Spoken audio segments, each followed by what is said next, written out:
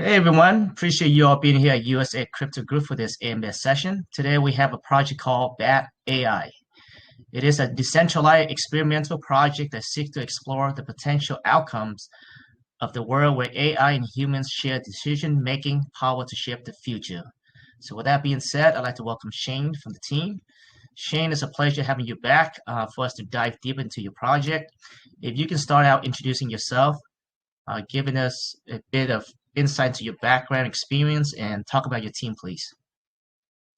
Sure. Thanks to everybody for having me here. I was here previously as an Eagles Den candidate, and we won the vote. So thanks for having me back to do the deep dive into bad idea AI. Now, who am I is less important than what are we, because who am I is not a team member. I'm just a guy that speaks for the project. There isn't really a team in the traditional sense because we're a decentralized autonomous organization. A true DAO, a true decentralized unit doesn't really have a team. So am I a team member? Man, we're all team members in that sense, but my specialty is public speaking. So I get to go out and do things like this. I know the project. I speak well about it. So I am, by elect from the community, considered the voice of bad ideas. So that's who I am. And who I am outside of bad idea, I'm a digital marketer. I'm a gym owner. I'm a personal trainer. I'm a people person.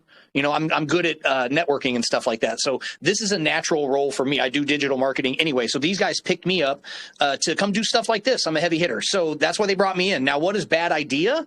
Like what we talked about last time. Bad means three things. It's blockchain, artificial intelligence, and decentralized autonomous organization. Let's break down all three of those things. Blockchain, of course, a reference to the integration into the blockchain, the fact that we have a token, the BAD token, which is available on the Ethereum network, available in multiple exchanges, but primarily on Uniswap, and we focus on the decentralized stuff if we can. But the token exists on the blockchain, but it also means that we work on the blockchain. Our AI technology is primarily focused in assisting blockchain technology companies, crypto projects, NFT projects. It's specifically designed not to just be a general chat bot or a system of chatbots, but a system of bots that are more intelligent about the things that we would be doing in this sector. And then there are some lofty goals about, you know, blockchain crawling, information gathering, some really, really cool next level AI stuff that we would like these bots to do as we continue to develop. So the B in bad idea stands for blockchain.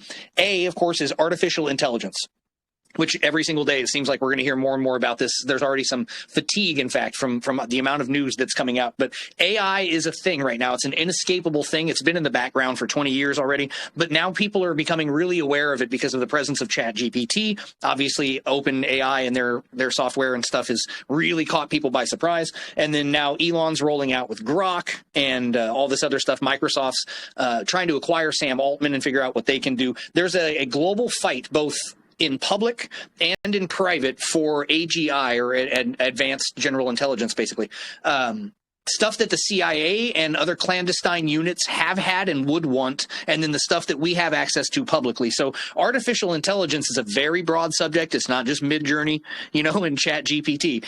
So bad idea is in a lane where we think we can make an effective change for blockchain artificial intelligence development. And then the D stands for DAO. Now, that's a very complicated subject. If you guys have never been a member of a DAO before, it's a self-governing body of often token holders that are coming together with unified goals in mind. And Bad Idea does have unified goals. It's something that we're using the artificial intelligence bots to guide the project. It's actually written the white paper. It designed the website. It co-wrote what's called the SHIB paper, which is the guiding, basically the constitution of the Shibarium network. We're an official SHIB partner, and we've assisted them in the guidance and writing of this SHIB paper. So we, as a DAO, like I said earlier, don't have a team. We're a huge collective of people, nearly 15,000 holders at this point that hold BAD token, and we all come together to make decisions. And some of us are very quiet and don't do anything. Some of us just FUD the chat, and then some of us get listings.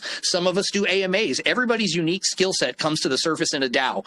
I've essentially described it as like a boiling cauldron where the bullshit boils off, and you're left with the best team members that really believe in a project. So BAD stands for blockchain, artificial intelligence, and decentralized autonomous organization. That's who I am. That's who we are. And that's why I'm here to answer your questions today. Yeah, thanks for that introduction there, Shane. I think our community is very familiar with the DAO. So most of the projects that operate by the DAO, it's designed to be fully decentralized, right? As community involvement, and I like it a lot. And one of my favorite projects out there, one of my favorite projects, ICP. If you guys haven't heard ICP, is actually a blockchain that's actually fully operated on the DAO as well, fully decentralized, and that's what these guys are doing. I love that philosophy. Actually, that's fully decentralized. With that being said, so you are a gym owner, huh, Shane? That's really awesome. We actually, me and my team here, USA Crypto Group here, we're actually launching a project, and just like you guys here, an experimental project where we're gonna try to connect pretty much the whole world through fitness. And we're in the process onboarding a bunch of gyms as well. But that's something that I could probably talk to you later outside this AMA here. Sounds really interesting that you're a gym owner. It's a hell of a thing to be. Yeah. So we have ambitious goals. My background is also fitness, and I do have a product out that is patented and related to fitness and martial art as well.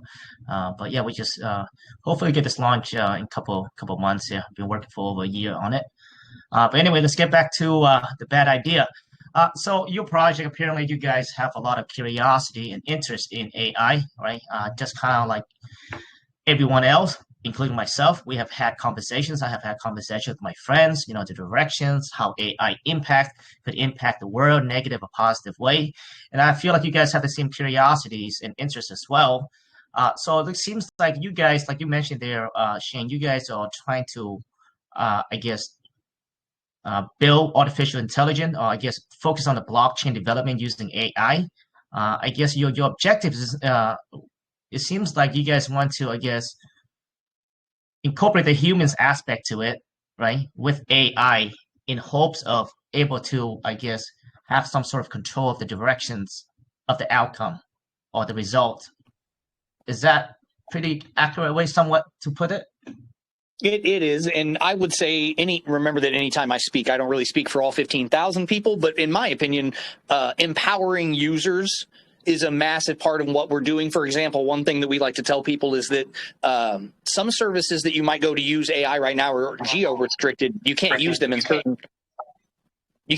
certain locations because they're geo-restricted. But if you have access to Telegram and that Telegram has our bot in it, you'll have access to the same power and computing power as GPT would offer. So empowering users is really important to us. And I think that obviously expands beyond just Telegram, but getting this technology into people's hands. We consider it kind of a grand experiment. There are a lot of people that are very bearish on AI, and recently the term for decelerationist, or what we call decels, has been circling, and that's used to describe people that believe AI is advancing too fast. There are people on this spectrum that think it's going too slow, and then on the other end there are people who think it's going too fast. I think a lot of the bad idea holders fall into a couple of categories, and I'm one of the most honest people you're ever going to meet in your life, so this is why the community sends me to do this. Half of our holders are bag holders that bought a token, they didn't give a shit about what it did, and they wanted to make money and get out.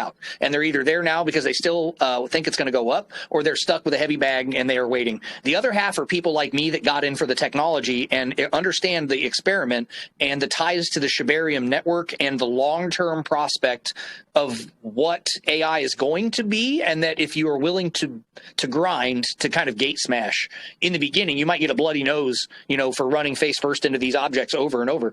But you often are rewarded for that work if you stay consistent and stuff like that. You guys are going to hear a lot of like fitness cliches in the way that I speak, but the busy squirrel gets the nut. It's not going to be the easy stuff that you do. And in AI right now, it's a dime a dozen for chatbots. We have people all the time that show up and ask, are you just GPT? Are you just skinning this project? The most common FUD is right now people understand, particularly because of OpenAI introducing the GPT basically maker, that it's easy right now. There's 100 projects a day that are thrown up on Etherscan that are, yeah, they say they're AI, but they're just ripping off some bot. Our experiment, like you said, is keeping the humanity in what's happening. It's using AI to guide our decisions, knowing that we're, flirting with what some people consider disaster. But I think it's living on that knife's edge that is sort of the thrill, if that makes sense. It does make sense. It does make sense. Of course, right now with AI, like you said, when you talk about AI, I mean, a lot of people have just known to be ChatGPT, and that's it, right? Because the awareness it's gotten lately in the popularity of it, but it's beyond that, right? It's beyond that. And you mentioned before, Shane, that you guys are mainly using AI to focus on blockchain development. Could you let's go in depth on that? Like, what are the focuses you guys are working on right now when you say blockchain development? So there's a lot of different aspects to that, but one thing that we are using, for example, is making decisions about listings. If Mr. Lightspeed were here, this would be something I would hand to him, but a lot of communities will struggle when it comes to making decisions about when to list, where to list, how to list, how much liquidity to provide, how to manage that liquidity, how does your market maker work, when do you do token buybacks, how do you supply the pool, and how do you do effective business communication, particularly when there are language barriers. There's so many things that when we talk about blockchain that I don't think about the blockchain. I don't think about a computer running, and computing Bitcoin blocks. I think about the periphery of what it takes to run a blockchain-based business. And there are so many things that our bot can already do to what we focus on, at least what I focus on with AI, is freeing up humans to do more human tasks. So if this bot allows you to perform your blockchain-related day-to-day tasks, whether it's sending messages to AMA partners or computing tokenomics on an upcoming launch, it's as wide open as your imagination, then that's, I think, what we're focusing on. It's not that we're not like writing smart contracts and stuff like that. Not that you can't use bots to help you write smart contracts, but I'm using it, and I'll give you my example because everybody in the community uses it differently, but I do a lot of community management in the Telegram groups, and I answer a shitload of questions by querying the bot with a better version of the question that was asked of us, because it shields me from the responsibility of the answer sounding like it was a personal affront or an attack on somebody, and it also immediately showcases the utility of the bot by showing them how I triggered it, what I use as a prompt, and then they get the answer from it, and the whole community gets to see it. So just that one example frees me from having to answer all those things. Instead of answering the questions, I just ask a better version of a question to the machine, and it does it. So what are we doing on the blockchain? Shoot, man, what do you need to do on the blockchain? I know what I'm doing with it, both in private and in public chats, but what you would do with it, it takes time to figure out how you're going to use that tool. It's kind of interesting. We like finding out what other people are doing with it because sometimes you find out they're using it in ways you've never thought of. Okay, so you guys building bots based off the community involvement or directions, pretty much building bots to make things more efficient and more streamline the processes within the blockchain in general. So is that pretty good statement to say there? Yeah, I'd say that's fair. It's Okay. Expedition of processes is absolutely something that all AI can do, computations faster than us, retrieve information better than Google. And if we can even get you, 15 more minutes of your day because you used the bot to send an email, that was just a general email, or you answered a query because you didn't want to go to Google and it was easier than surfing. I've often pointed out to people, by the way, if you guys are in here and you're old enough, you don't even know how hard it is to surf Google answers because you've been doing it intrinsically for so long. But if you handed Google to a person that didn't know which the sponsored links were and which were the ones to skip and how far to scroll to find your answer, Google is trash. You should be using chat bots for almost all of your search queries, especially if they're web connected. That's just an example. If we can get you 15 minutes of your day, what is that worth? You can't buy time. I mean, it's literally invaluable. You can't buy that. Yeah, definitely. Even ChatGPT, right, AI, if I find it more efficient, more streamlined. You get the answer more quickly and to the point. So I like that a lot. Now, of course, as you probably know, there are also biases within and discrimination, I guess, because AI essentially what it is that it had to learn from somebody, right? What do you think about that, Shane? So let's talk about the pros and cons of AI. Like, what do you think the pros There's are, the going cons to inherently be biases. There's going to be biases. I don't actually shy away from that because when somebody tries to act like there's not a problem, that's how you know there's probably a problem. Are there biases? Sure. Are they what people say they are? It's hard to say. I would encourage people to use the bots much, much more themselves before they reach that conclusion and see if in your own usage you feel like you're running into things that you feel like are biases. Because if you just log into a bot and you start asking it things that essentially are traps, you could probably get it to say some dumb shit because these are just bots. They're just input-output machines. But the same thing can be said of people. You can fool people into doing some pretty ridiculous stuff sometimes. And are there biases in the bots? Hell yeah, there are going to be biases in the bots. That's why I don't just use one. I've got a lot of GPT experience. I use the bad idea bot day in and day out, and I've probably got 4 other bots that I also check with from time to time that are in different stages of development and stuff. And I'm really waiting on Grok. I've got my premium plus mega 5,000 or whatever subscription that's required, but Elon still hasn't given it to us yet. So I'm going to hardcore test Grok because I'm on the other side of the equation. I'm worried that from what I've seen, his bot is going to be too colloquial, too jovial. It's going to want to make jokes a little bit too much, but I haven't tried it. So I'm withholding my judgment on it. I personally have only run into a couple of things on AI where I thought maybe there was some implicit bias in place, or maybe the programmers are leaving gaps here. But man, we're so early, and I hate that phrase, but we're so early here that you have to acknowledge that there are going to be problems like that. Just like in the automotive industry, there were biases in place. I watched a story earlier. They were talking about how Tesla's auto driving systems didn't recognize pedestrians with darker skin tone. And it was like, is Tesla racist? And I'm like, well, hold on. Let's pump the regenerative brakes for just a second. I think it's more like what I'd call a programming gap. I don't think somebody sat down and said, let's make Teslas run over people of color. That'd be screwed up. But I think it's more like, just like you said, an unintentional bias, right? So is that there? Yes. I'm not going to argue that there isn't bias. Do you think there's bias? Yeah, like you said, I think we are so early, right? So with any type of early technology, it's going to come with that exploration phase, right? So no one really knows. So we actually head into an area that none of us know what's going to happen. I think that's the reason why, and I think that's the fundamentals of your project, is that you guys created this project in recognizing that there are pros and there are cons to the AI technology at the moment, right? And you guys don't know either, right? Nobody knows at the current state, right? But let's get back to Elon. What do you think of Sam Altman all of a sudden, like G-Rock about to launch and Sam Altman being fired? What is your take on that?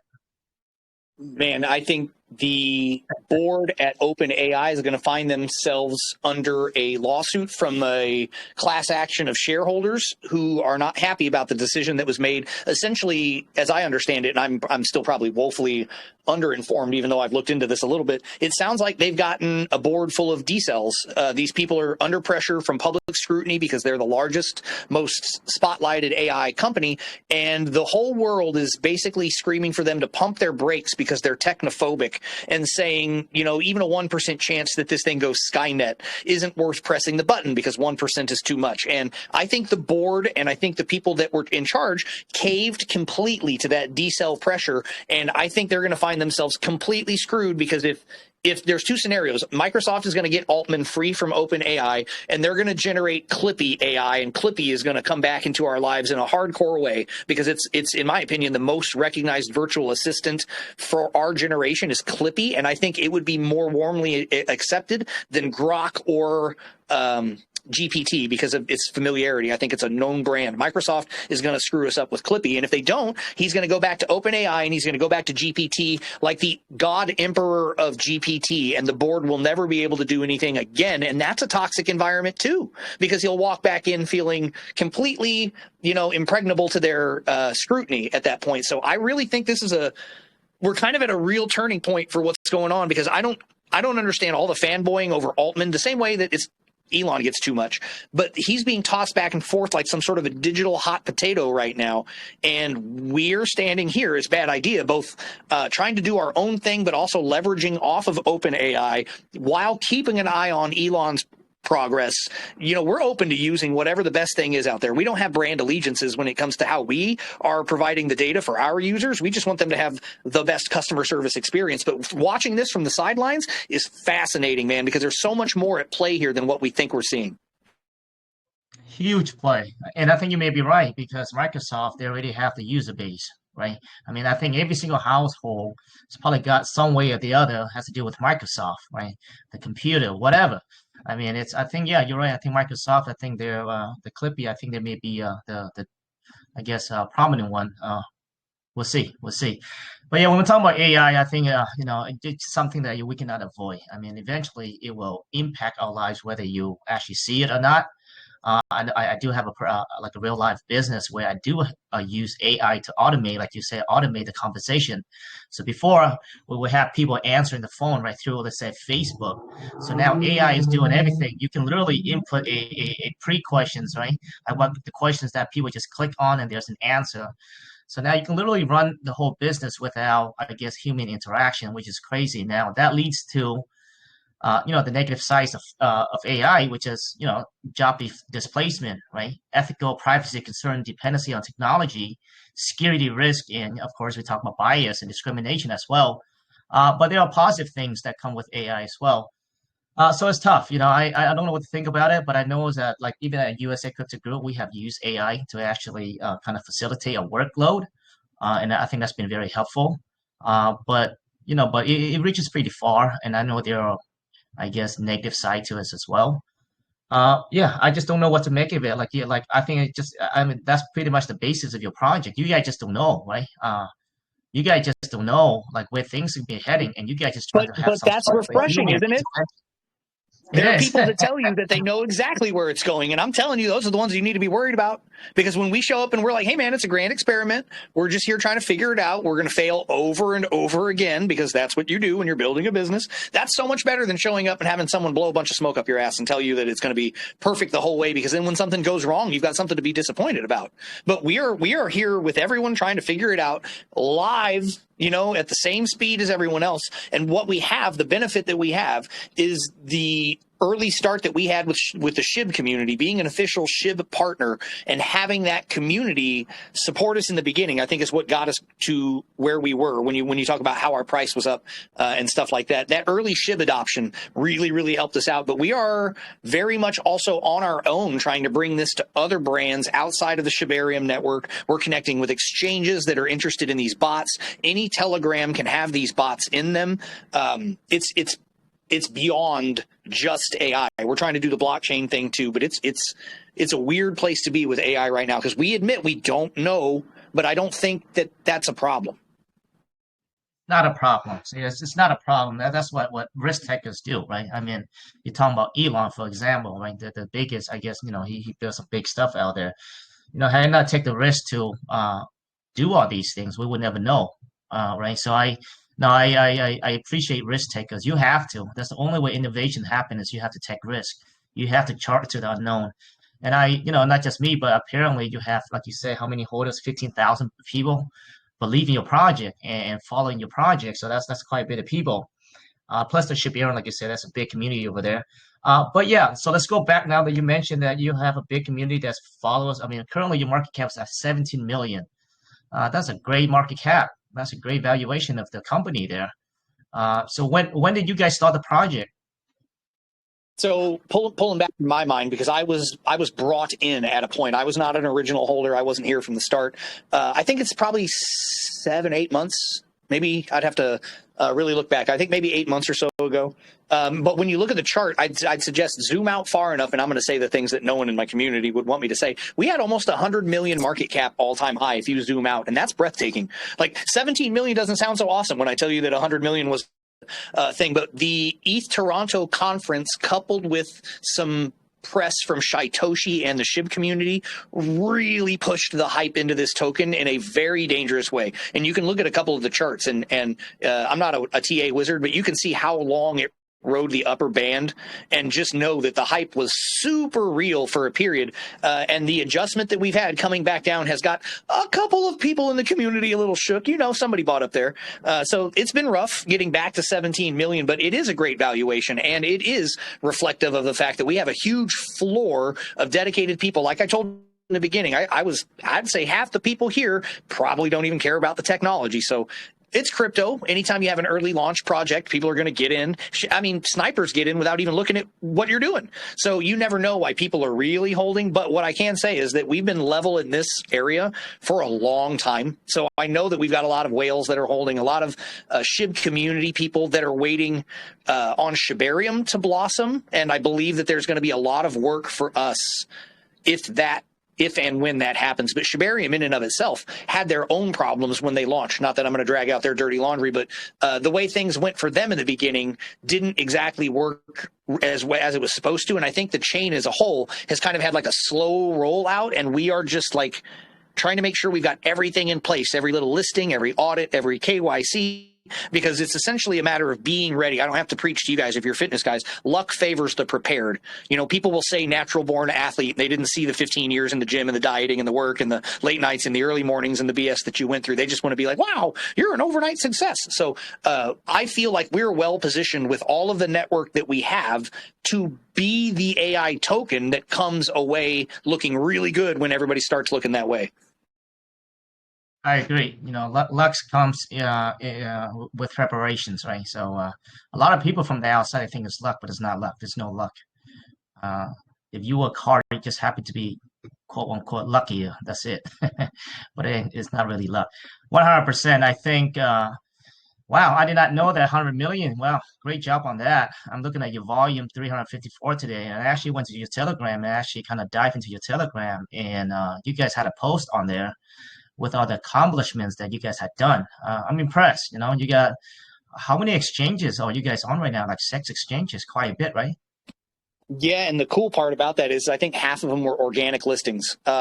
I will take a moment here, and he's going to kill me for doing this, but Mr. Lightspeed was not able to make it in here today. He's our listings agent and our expert, and also a very good friend of mine and someone I've known for years, and is, as no joke, one of the most professional and upstanding people that I have ever met in crypto. And what that resonates in for the exchanges is the ability to deal with a grown adult that can answer business questions, and it accelerates the process of listings in a way that most small cap altcoin side chain small projects just don't have. They don't have the acumen, you know? So having the DAO, the benefit of a DAO in a huge way is, like I said earlier, you might get these people with varied skills that come together that any one lane they might be exceptional at. But if I had to dev a token, I might be able to convince you guys in the chats that it's a great idea, but I sure as hell can't code the contract. You don't want me to do that. I'd have to hire a dev. So the listings that we have are 100% because of what Mr. Lightspeed has done for us, and the community provides the support,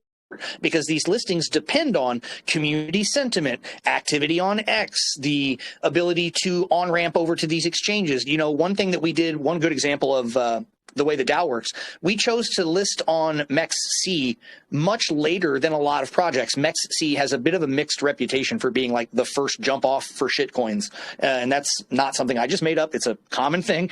But we actually went back and listed on MEXC as one of our latest listings because the Persian Arab community asked for it. And they have their own Telegram. They manage it themselves. I don't speak Persian or Farsi or Arabic. And they've done such a good job that they were allocated this listing by the people that are in a position to allocate tokens for listings. And then, of course, Lightspeed was able to negotiate it absolutely fine. And they got their listing on an exchange that they wanted. And that's theoretically how a DAO is supposed to work. So, yes, we have a lot of listings, and I know that we are waiting. We have business contacts, and we are in chat groups with Crypto.com and a bunch of other places. But when the price dropped after ETH Toronto, and then when the whole SBF thing, the trial started, just everything's been weird with exchanges. So we are not done with listings, but things have been weird lately. But yeah, we got a lot of them, and shout out to Lightspeed for all the work that you did.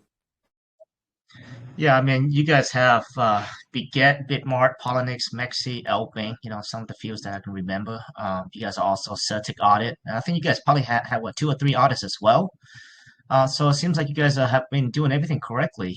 So great job on that. And I think, you know, when I think about your project, like you said, mentioned earlier, there's a lot of AI, right? A lot of people, I guess, use the name of AI.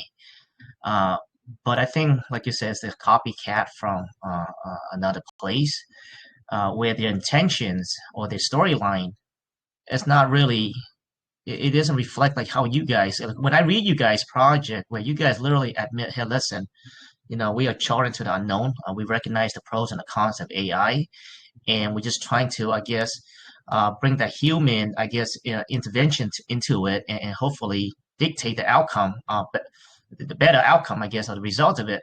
And I can resonate with that, right? A lot of people can resonate with that because we all have the same conversation. Unlike other projects, you know, just like AI this, AI that. But yeah, when I read those projects or the white paper, it doesn't spark my interest. And you guys, I think you guys approach the project in a much different way that I feel like I can resonate with. I think along with a lot of people, and I think that reflects that. But yeah, so great job on the listing. Great job on the accomplishment that you guys have there. You guys have like over a page long of your accomplishment, and I definitely like the fact that you guys actually recap what you guys had done, so it keep the community up to date. And I think that's important because also not a lot of people, like you mentioned there, with the sex exchanges, especially the big one, the community has to be involved, right? One of the aspects that they look for is also community, whether you actually have a community, because it also reflects on them as an exchange as well. So you have a great community, most likely you can actually negotiate and do some and get into the sex exchanges very easily. And it seems like you guys had done that. Now I'm looking at Shane. There's an initiative that you guys have been working on. It's called the First Bat Initiative. Can't even pronounce it. Konaiha. What is that about? They're going to kill me for this one. I wanted that intro message changed for so long when people log in because it's so hard to say. It just doesn't flow off the tongue nice, does it? It's kind of just describing the initiative like what you've described. It's how can I sum it up? I'm actually going to go back and scroll through the Telegram and see if I can actually find a copy of the message so I can give it a quick look. What is this? It talks about the Konaiha, you know it, AI is here to stay. Humanity must use the blockchain and DAO to ensure that they have our best interests at heart. The Consortium of AI for Humanity's Advancement, or as we call it, the Best Scenario Group. So it stands for the Consortium of AI for Humanity's Advancement, which is essentially what I boiled down for you anyway. We're just a group of people that are all trying to make sure that, you said it earlier, AI is here, you can't stop it from coming, so you can either choose to work alongside your machine overlords in order to, figure out what they're doing and be a part of it, or you're going to get trampled over. So that's the scarier version of it. But that's basically what it is. It's a group of people coming together, trying to figure all this stuff out hand in hand. If you're interested in AI and you have an interest in crypto, this is probably something you would enjoy logging in and looking at, basically. Awesome. So it's pretty much like an initiative, pretty much, I wouldn't say, I guess, oversight. Would that be the right word I guess? Yeah. To like that, like an oversight group of people, like a group of people who for oversight of like directions or where AI is heading and kind of gauge, I guess, and minimize the risk, etc. So to get dark about it for just a second, like you could join the group like what we're doing or any other group, let's here in the United States that's trying to figure out like what they're doing with AI, or we would have oversight on it. Or if I was a decelerationist, someone who was trying to slow down AI, I would say, wouldn't you want to put the brakes on this until we figured out what's going on? The accelerationists' argument against that is, do you think North Korea is pumping the brakes? I don't. Nope. I don't think so either.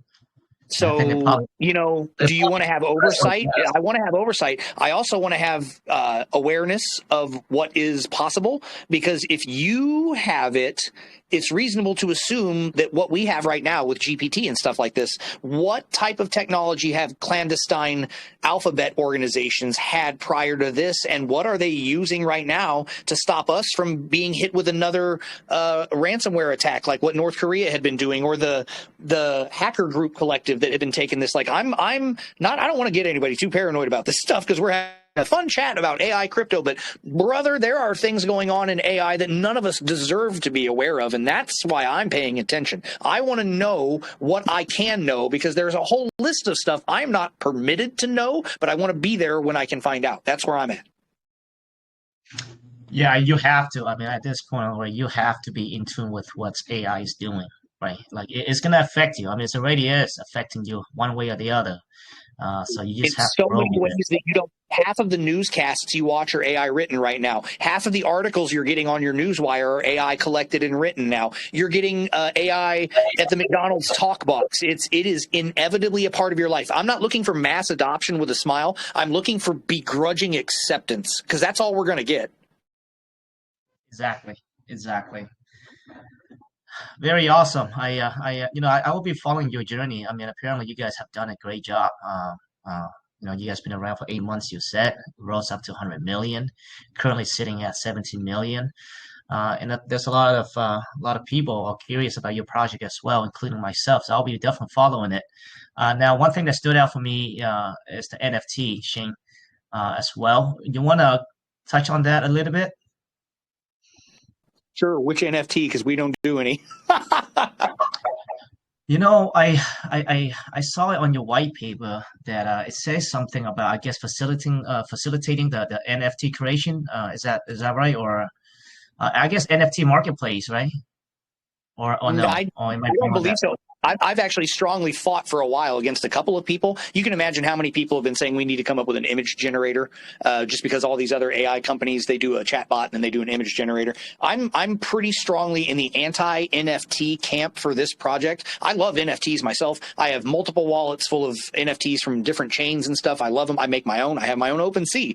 But that's not why this project was started. And I constantly say that to people. I understand your desire to do the thing, but why do you want to do that thing? Like we don't need an NFT collection. Why would we do one? If I could come up with a reason to do one, I had somebody pitch one at one point as a revenue generation tool to do a liquidity raise for a centralized exchange. And I was like, okay, you're closer to the neighborhood that I'd be interested in. But then what we're essentially selling is valueless NFTs that are, just placeholders for people who made donations. And I don't think that's always cool to do, but I might be a huge deviation from the community on this. This would be a good one because this conversation comes up over and over. I'm the one that says I don't think we should do NFTs, but there are community members that want, because of the imagery, the bots and the girls that we use that represent our bots. There's obvious imagery, but I'm just not for doing everything because you can. I want to do the AI thing so inescapably well, and I don't think the NFT thing is good for us. That's me. I agree with you. I probably own like one NFT all my life. I don't believe in it. I just don't. I just don't believe in NFT. Actually, there's an article. I'm actually looking on your website here. Maybe you guys just talking about NFT, but on April 27, I guess you guys posted an article about the role of AI in the NFT market. So maybe you guys just expanding on the potential or what its capabilities are, and what it can do using AI, but not necessarily. You guys are producing NFT or creating an NFT marketplace. So that may be just the case on that. I was hoping that you guys actually doing an NFT marketplace in a different way than what I have seen before. But it seems like you guys are just talking about its capabilities. Sure. And we don't, I don't believe right now that we have anybody with an NFT project that's like using the bot in a way where they're building it, but it wouldn't be any different than what we've done with our white paper or asking it to build a website. Like you could easily use the technology to help you build, manage, and run an NFT marketplace. But we, as far as a brand or as a brand identity, there are no bad idea NFTs or anything like that. And I don't think there's not anything in the pipeline like that from any chats I'm in. Sounds great. All right. Well, Shane, I think we cover pretty much everything. To sum it up, bad idea apparently is not a bad idea. Sitting at 17 million market cap valuation, rose up to 100 million. There are multiple big sex exchanges, 1,500 or 15,000 followers at the moment, and so they're doing I guess I think it's a great mission. I think again the storyline behind it, the mission behind it, I think everyone can resonate to because we all had. If you're in technology, you have had conversation regarding what AI, the pros and the cons. And this is what the team is doing. It's pretty much in recognizing what AI can do, artificial can do in the negative way, in the bad way as well. But we are charting to the unknown territory. So it's better to have some sort of human, I guess, innovative capabilities be involved in the AI process and just say, you know what, AI, you just do everything, right? So I think there's got to be some sort of, measure of that of human input, and I think that's the only way we can succeed. The funny thing is, Shane, we've heard of what is it, like automatic Uber, where AI just drives like selfless driving car. My friend went to Arizona 2 weeks ago, and he actually been into one, and he actually did the whole video. So yeah, so right, I've never seen one myself. I've heard about it, but he actually sent me the video. He did almost a 5 mile trip no drivers at all. It blew my mind away. I was like, wow. So it's actually happening. So with that being said, so what that means that imagine all those Uber drivers now, right? So that would be again job displacement, right? But then now you're talking about how about what if the rich people, right? They're able to afford the technology, able to implement on these businesses where automate everything. So what happens to the people that rely on those jobs, right? So that could be a potential risk as well. What's your take on that, Shane? Like let's say Uber jobs, That's Uber, it's one of my favorite subjects because this is another one of those decel subjects that people will bring up. And you used the right word. You called it job displacement. When you put a boat in the ocean, do you remove water from it or do you just displace it? You just displace it. The water moves somewhere else out of the way where the boat was. And that's what it's happening with jobs. You're not taking jobs away from these Uber drivers in the sense that they will never work again, but they're not going to do that shit anymore. They're going to go do something more human, more task oriented, more reliant on their humanity, which is in some ways probably going to be difficult. And I don't think everyone has the skills necessary to go from the job that they're losing to the job that they need. I understand that this is a very nuanced conversation. I'm not trying to be black and white, but I am going to sound shitty and capitalistic on this one. Find a better job. If your job can be replaced by that robot, it is probably better for you, despite the uncomfortability of getting outside of your shell, to move on to greener pastures, because there are so many jobs that this has already happened to in the last 200 years, but we weren't there for it, guys. The mechanical thresher pissed people off. The printing press was a nightmare for monks that used to copy Bibles. This has been going on for as long as possible. It's a slice of technophobia. I love the self-checkout. I get so much crap from people about saying that because they're like, oh, it was the cashiers and stuff. But I'm technologically inclined. I don't shy away from that stuff. So is job displacement a real thing? Do we need to worry about people automating their entire lifestyle? Maybe, but it's not that you won't have a job anymore. It's that there's going to be different tasks. I don't think that retail, for example, this is a great conversation I've had with a few people.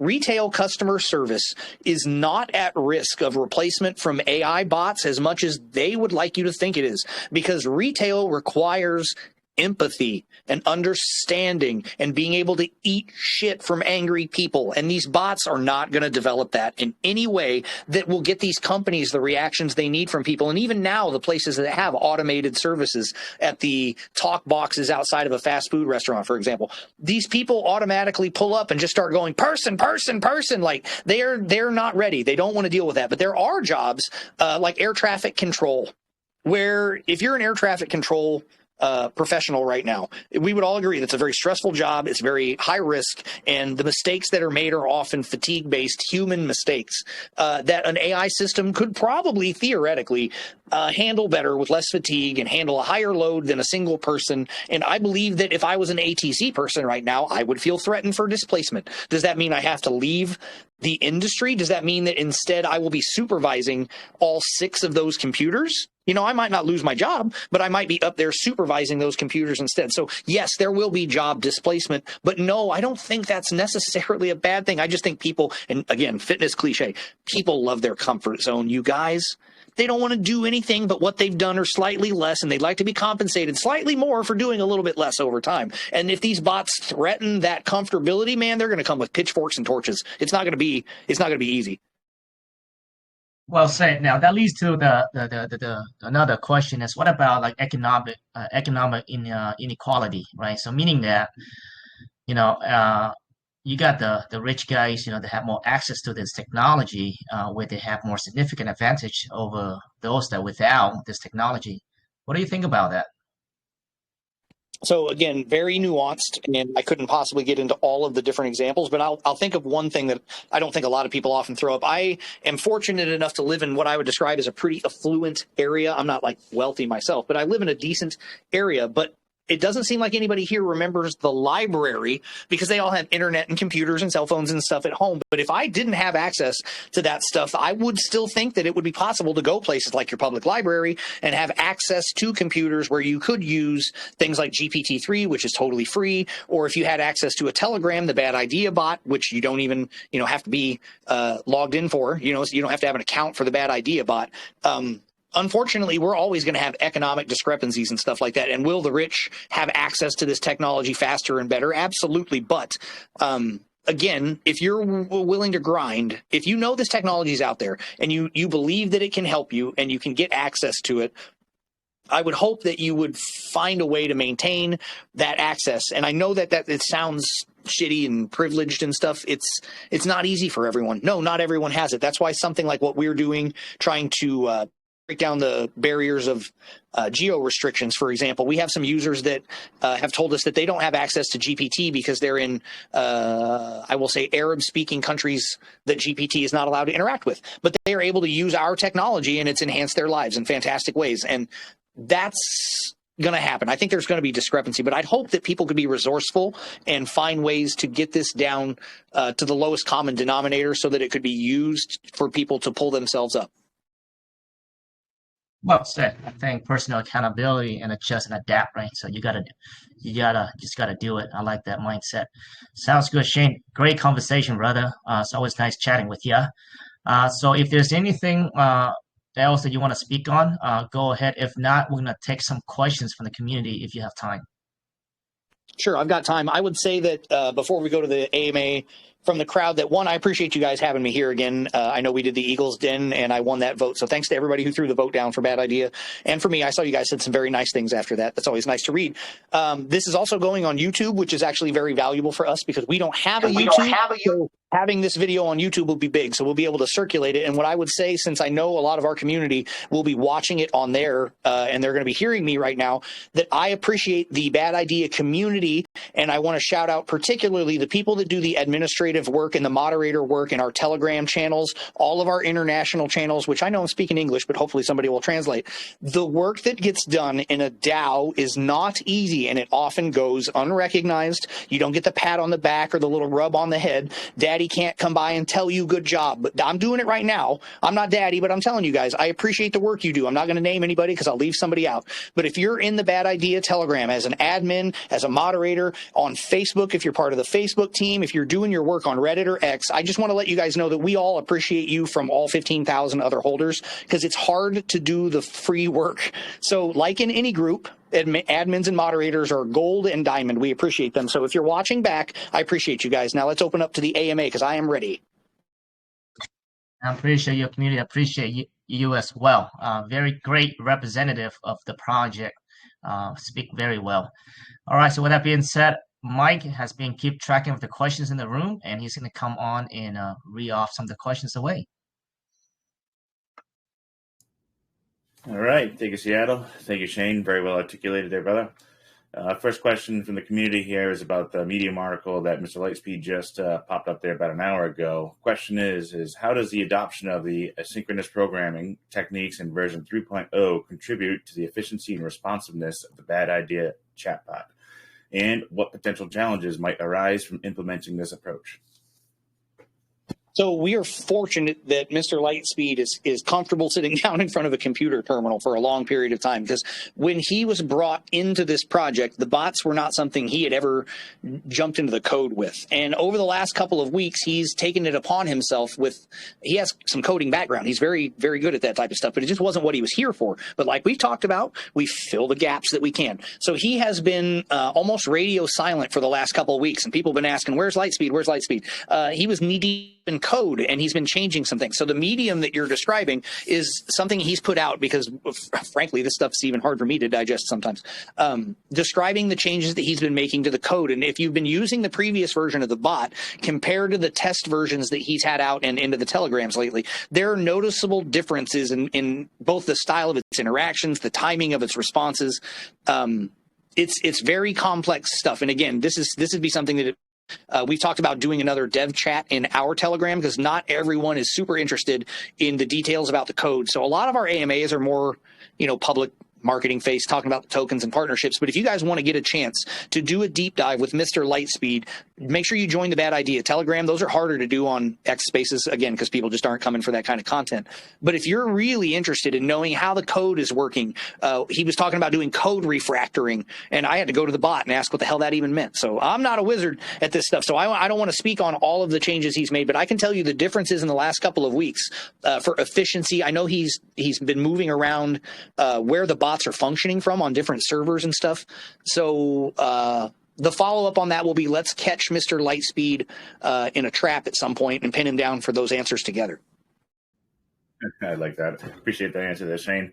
Next community question is, in the context of actively contributing to the development of the Shibarium's ecosystem, what are the key milestones or objectives that BAD aims to achieve to foster a stronger intersection between the blockchain and AI technologies?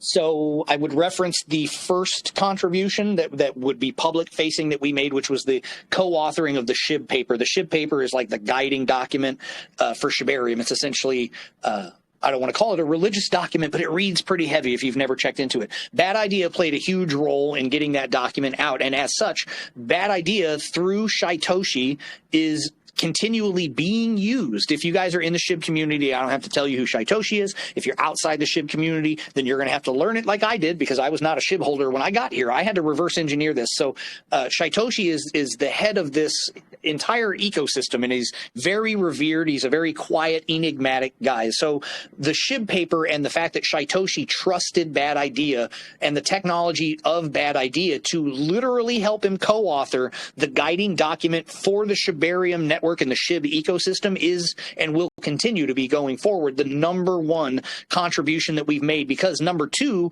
the other contribution that people keep asking about, and again, people don't like my opinion on this, but that's I'm just a speaker, would be putting our liquidity on Shibarium, because we're still an ETH token and we have not migrated to Shibarium. And as far as I know, we won't be migrating to Shibarium. Now, we might launch on Shibarium, but we're not removing that ETH liquidity. We have almost $2 million or something in ETH liquidity. And in order to move all that and upend that entire ecosystem would be a nightmare. So onboarding at some point when it is appropriate, a new liquidity pair with Bone and Bad Idea will be the future biggest contribution, because we stand to bring over the single largest liquidity pool. But that also means we have to wait, because we're going to have to buy like $1 million worth of Bone to pull that off. And that's not an impossible task. But one, you obviously want to wait and buy the dips when you can. There's kind of a gamification of that.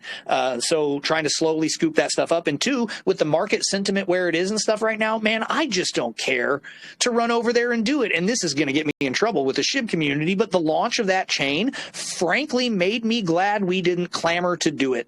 And I've been the one kind of pumping the brakes, saying, hey, let's let them get on their feet. You know, let's let them figure themselves out. This isn't a race. And what we definitely don't want to do in crypto, and you guys know this because you've been in this group, FOMO is how you make mistakes. Rushing is how you click button you shouldn't, or you approve a transaction mistakenly. So what have we contributed to SHIB paper and all of the guidance that the AI has provided for unspoken numbers of these projects that are still running? The devs of these projects are using our bot. And what will we contribute? A lot of liquidity at some point when we're able to come over and make ourselves comfy and throw the feet up on the couch. I think that's what they're all waiting on. Gotcha. Thank you for that. I think one of the things that we did miss on this conversation here too, Shane, is the tokenomics. Can we go over the total supply and what's circulating right now, if you do have those numbers? And I believe, is it a 0 in, 0 out tax? And to add to that, it's 0 in, 0 out, and I don't have the tokenomics because actually, frankly, recently we implemented a what's called a true burn system. There was never a burn in place for Bad Idea. That was not part of the plan. But the community, of course, are SHIB centered. A lot of the people that were here in the beginning, and the SHIB community is insane about token burns. It's something they're very focused on. So for a long time, people were clamoring about, we got to burn tokens, we got to burn tokens. Myself and Mr. Lightspeed are both pretty strongly anti-burn, because we think a lot of people misunderstand what that does. And in some cases, it's almost like throwing away money. So we recently found a way that we could do an advertising program using our bot where we sell ad space on the bottom of the bot. So anytime the bot is triggered, there's a small clickable link at the bottom from our sponsor. And the money that the sponsor gives us is used to make a buyback and burn of bad token, which in the last few weeks has completely rendered whatever that number that I would have known is completely different now, because we're finally burning tokens. So unfortunately, I don't have that number for you, but it is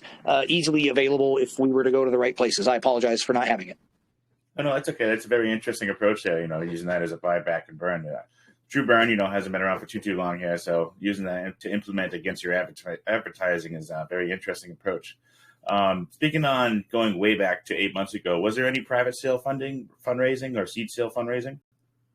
No, there wasn't. And that's, again, I was not even here back then. I kind of got called in like a mercenary when Lightspeed took over, because he and I have worked together with a lot of stuff. So when he got pulled over, the thing had already been launched and stuff like that. And this is some shit for me to say this. I'm sure there were some SHIB whales. You know how things go. I'm sure some people found things earlier than later, but there was not a gym pad, there was not a pink sale, there was not a private raise or anything. And if you want to check that, I'm sure a lot of you guys know Bubble Maps is a great resource for stuff like that. Mr. Lightspeed has a great relationship with Don, who is the founder of Bubble Maps, and we've known him for, at least a year now. Pull up the Bubble Maps on everything, but particularly pull up the Bubble Maps on Bad Idea and verify the wallet connections for yourself if you have any questions.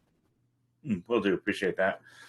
Next community question is, and this is speaking on real-time updates for the chatbot, what are the specific mechanisms employed for dynamic data handling and real-time updates? Additionally, how do these mechanisms ensure the knowledge base remains relevant and up-to-date, contributing to a more engaging user experience? One funny thing is I was watching as everybody submitted questions for this, and I'm not shit talking here, but I know that's an AI question if I ever heard one. So let me answer you, GPT bots. I don't know a lot of that, because what we don't have right now is actual real-time updates. That's describing kind of like what GPT-4 does, or what I believe Grok is able to do, which is internet-connected queries. The Bad Idea bot is limited to its most recent hard-coded updates, which I believe go to March or May of 2023. They're always being updated, but eventually that connectivity is absolutely a goal. But frankly, the cost associated with that connectivity is pretty high. So as things scale up, as the bot itself scales up right now, we are not trying to throw more at it financially than the usage basically requires. And since he's redoing the code, I'm sure that's all up in the air. But the real-time updates are absolutely necessary and on the radar, but not available yet. But thank you for asking. Thank you for that. Next question is about staking. Is there staking? And if so, what are the lock periods? And is there any sort of early unlock fee one might come across? That's a good question, because I would have totally forgot to mention it. We do have staking available through our partners at MarsSwap, MARSWAP, MarsSwap. They are a Shibarium project. They're the most high-volume DEX currently on Shibarium, and they're pretty much, I don't want to say the only staking partner available over there, but I think they've got the bulk of the large projects on Shibarium are already choosing to use MarsSwap for their staking. So we have a staking pool over there. I think it might be 30-day relocks at a time, and it's a dual rewards pool, and I hope I'm not misspeaking this, but you earn dual rewards. I think it's like a 7% pool right now, and you're getting T-Bone and Bad, I think. So you earn a version of Bone that exists on the Shibarium chain. So I think it's like 7% in Bad and like another 3% in Bone.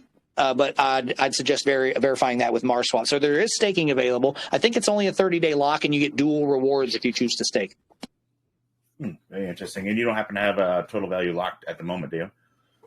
No, I do not. That's outside of a lot of what I do. I'm just the dude with the microphone. But again, that's a number. If you were to ask that in the Telegram, I'm sure it would be easily sourced. Okay, yeah, 100%. We'll tell the community for any further questions later on to head on over there.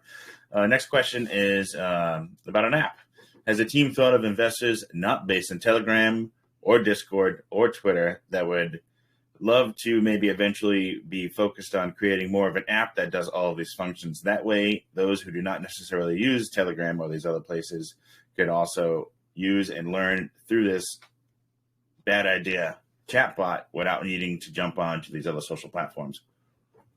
That would be a financial yes. I'd assume if we ever got to the place where things were just kicking ass and stuff like that. But right now, I know that the focus is basically on Telegram as a primary playground. There is a beta version of a X platform bot, but that's a little bit harder to get going back and forth because the way queries are going to work and stuff like that is more difficult. I don't believe there's a Facebook version of this yet. I know people have asked about that. But an app would be something that it's icing on top of the cake. Yes, that would be great to have. It'd be cool. And actually, Lightspeed and I have had experience with App Store products and stuff like that. So as far as getting entry, communicating with Google and Apple and stuff, we've been through that type of stuff before. But I don't think right now that I would see the value in doing it, because what we provide right now is free on Telegram. So if we put out an app, could I monetize it in a way where it made sense would have to be my question. Because essentially giving someone an app, I'm literally live thinking with you, Mike. So let's do this together. If I made an app, it would essentially give people access to the bot 100% without ever needing to even maybe think about the token. So I don't want to token gate the app because people wouldn't get in, and the Apple Store doesn't like stuff like that. But I couldn't do the app for free because I would have had tens of thousands of dollars in app development and beta testing that I'm going to have to recoup. And I can't recoup that on the backs of my holders. So it would have to be some sort of a monetized app or a monthly subscription. And now you're getting into a whole level of business management where you're going to have the LLC stand it up and stuff. And it starts to get super muddy. You know what I mean? Like it sounds cool, but when you start drilling down, it gets real weird.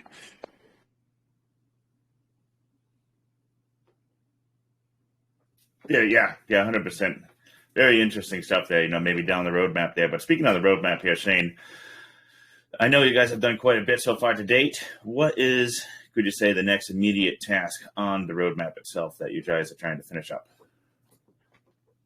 Ooh, I'd have to pull it up and look at it because I don't have it right in front of me. Got caught lazy on that one. Do you have it right in front of you right now? Are you looking at it, or are you just looking at the question? That's just reading the question off here, but I do have your website up here. Hold on.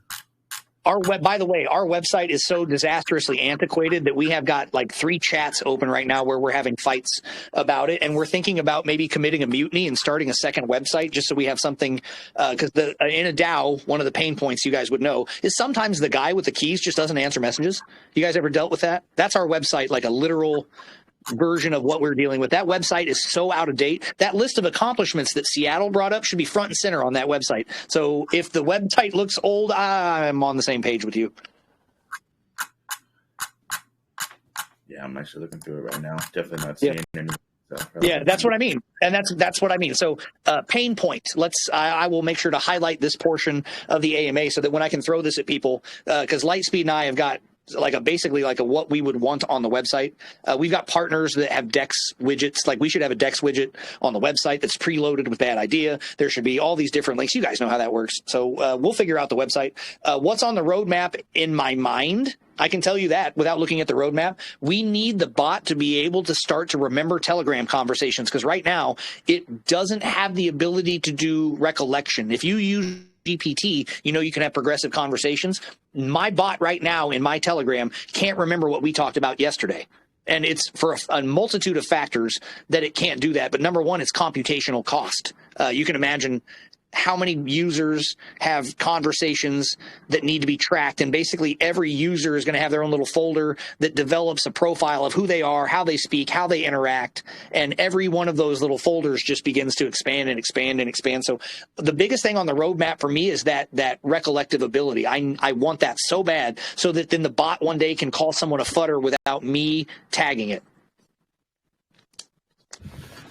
Yeah, 100%. That's going to be well needed to go back to a conversation that maybe you forgot about 2 days from now that you want to pick back up later. That's definitely key points right there. Let's see. Let's talk about partnerships, brother. Anything you could speak on now for your current partnerships? If there's anything in the pipeline or anybody that you're trying to onboard for a partner? Let's see. Let's do one that everyone knows about and the one that people probably don't think about much. The holidays are coming up, so all of our exchange partners usually throw the doors wide open for the holidays. If you guys have been in crypto long enough, you know exchanges do Christmas and holiday events. So we've got an ongoing thing with Bitmart right now.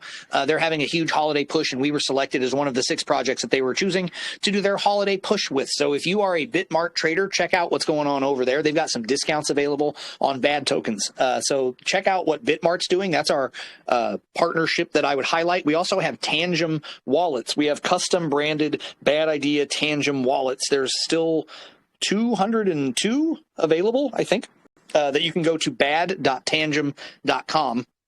Pick up a cold wallet, put all your crypto on there, keep it secure. It's a really cool system if you've never seen it before. So I would also highlight what we're doing with Tangem, because we got to get them wallets out the door, y'all. Get your crypto safe for Christmas. And it makes a great gift. If you have a friend who's more likely to spend $50 on shitcoins than security, buy him a Tangem wallet, because he's not playing safe. So get yourself a bad Tangem wallet.